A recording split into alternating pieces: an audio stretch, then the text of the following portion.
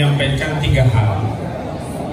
Yang pertama, suasana kebatinan kita, baik yang hadir di sini, juga segenap rakyat Indonesia yang punya kesadaran atas kondisi bangsa ini. Tentu saya ingin katakan bahwa suasana kebatinan kita hari ini prihatin, cemas, sekaligus marah. Kenapa prihatin? Karena seluruh kerusakan itu terjadi di depan mata kita. Bahkan kita juga turut menjadi korbannya. Tapi kerusakan itu dibalut seolah-olah sebuah prestasi. Dan bahkan yang paling prihatin adalah ada putusan pengadilan dari Pengadilan Tinggi Semarang yang menganulir vonis bagi Gus Dur sebagai mengedarkan kabar bohong, tapi diganti hanya menyebarkan kebencian. Artinya apa? Ijazah presiden yang palsu itu patut kita sematkan sebagai benar-benar palsu karena bukan bohong. Ya. Karena itu kita prihatin. Dan yang kedua, kita cemas dengan masa depan bangsa kita.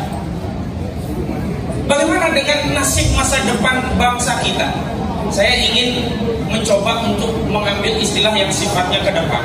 Kalau sebagian orang mengajak kita untuk tidak melupakan founder kita yang mendirikan bangsa ini, justru saya ingin katakan sesungguhnya kita mendapatkan amanah dari anak cucu kita untuk menjaga bangsa ini agar bangsa yang bernama Indonesia ini sampai kepada mereka.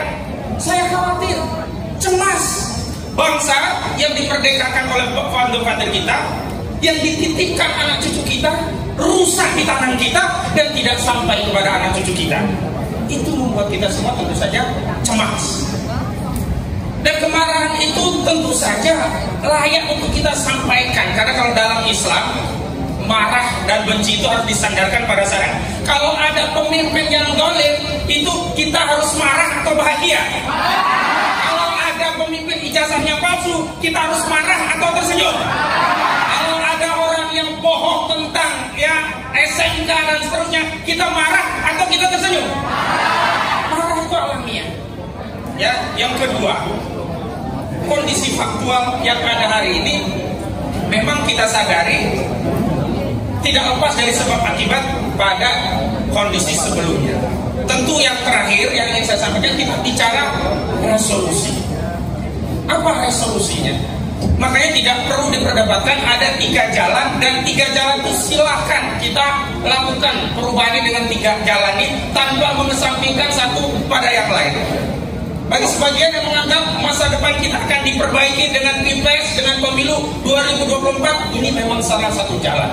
Tapi tidak bisa kemudian menghalangi jalan yang lain, termasuk people power ini. Kenapa? Tidak ada satupun yang dapat menjamin Pilpres dan pemilu 2024 benar-benar terjadi. Tapi yang kedua, jalan people power. Nah, sebelum kita bertanya rakyat kapan people power, semestinya pertanyaan ini pertama kali kita tanyakan kepada DPR. Kapan DPR memakzulkan Jokowi? Tapi sebab kalau hak angket dipergunakan oleh DPR, ditingkatkan menjadi hak menyatakan pendapat dan berujung pada pemakzulan presiden di MK, rakyat tidak perlu capek-capek. Tidak perlu capek-capek. Kenapa? Suasana kebatinan kita, aspirasi kita, kehendak kita diwakili oleh DPR. Karena itu saya sependapat dengan keinginan Prof. Denny agar segera DPR mengaktifasi hak angket untuk memeriksa 3 hal yang telah disampaikan oleh Prof. Denny, ditambah 1, yakni tolong periksa ijazah Jokowi asli atau tidak. Tapi dan yang ketiga, ini adalah jalan people power. Nah, people power itu adalah follow up dari mancepnya DPR. Kalau DPR sudah bekerja menggunakan mekanisme di DPR untuk mengontrol eksekutif, dalam hal ini Presiden Joko Widodo, maka kita bisa menunggu dan duduk manis. Tapi faktanya apakah DPR melakukan itu? Karena itu kita juga punya hak konstitusional untuk melakukan apa yang disebut dengan people power. Jadi ada lewat pemilu, ada lewat DPR dan people power, dan terakhir lewat dakwah.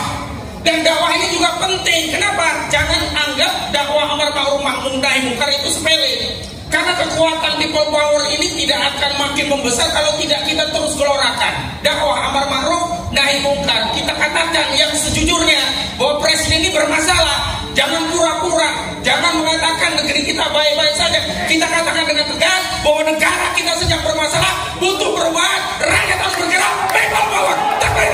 Assalamualaikum warahmatullahi wabarakatuh.